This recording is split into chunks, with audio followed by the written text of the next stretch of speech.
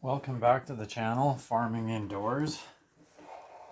Today I'll be talking about curing tobacco leaves.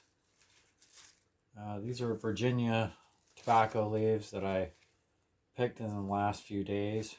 What I've done is just taken a needle and thread and strung them through and tied them in a knot. I'll take these leaves and then hang them up in my storage closet, and they'll color cure and air dry. I usually wait till the leaves turn yellow before I pick them from the tobacco plant.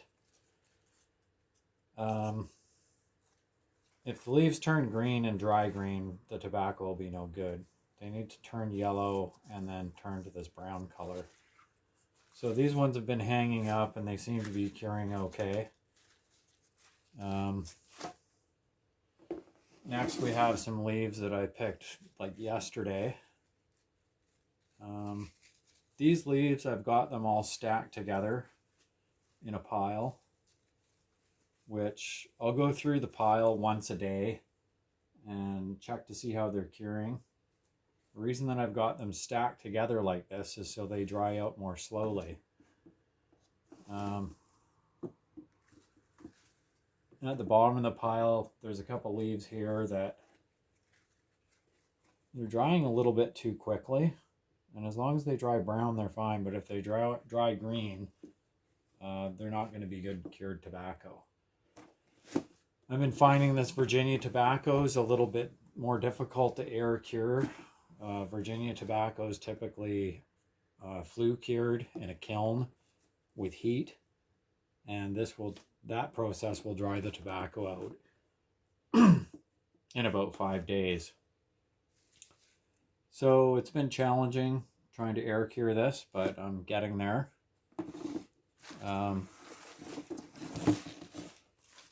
Next, this is some Burley tobacco that's been curing for about 6 weeks now. This is nice and dry, but it's not too dried out. I've just shredded this with a pasta machine. I don't have a proper shredding machine for shredding cigarette tobacco, but I can run this through the shredder a couple more times and it'll be fine enough to roll into cigarette tubes and smoke. So this Burley tobacco is much easier to air cure, which is how Burley tobacco is typically cured. It's usually cured in a barn. And I've had a lot more success with getting a good cure with this tobacco. The last thing I'd like to show everybody here is this is some pipe tobacco that I've made. And this is a blend of Oriental tobacco and Burley. I've mixed some honey in here and some real vanilla for flavoring. Got a pretty good moisture content, not too dry, not too wet. And the the alcohol mixed in with the vanilla extract helps prevent any kind of mold forming inside here if there's a bit too much moisture. This tobacco was cured for at least 2 months before I turned it into this nice pipe tobacco. But of course, it'll improve with age. It's got a nice aroma now. But this tobacco could cure in here sealed in this jar for 6 months, a year, and as it ages it improves in flavor and the quality improves. Something also that I did with this tobacco before I blended it is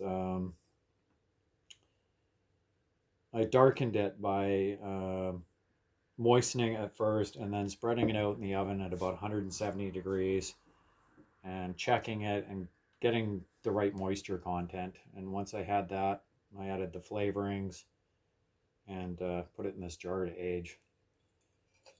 But here in Canada, with all the federal tax that we have on tobacco, 50 gram pouch of pipe tobacco is nearly $70 now. And this is kind of why I wanted to try and make my own tobacco to save money. And yeah, that's pretty much it for today's video. Thanks for watching. Subscribe to the channel if you feel like that's what you want to do. And we'll see you next time.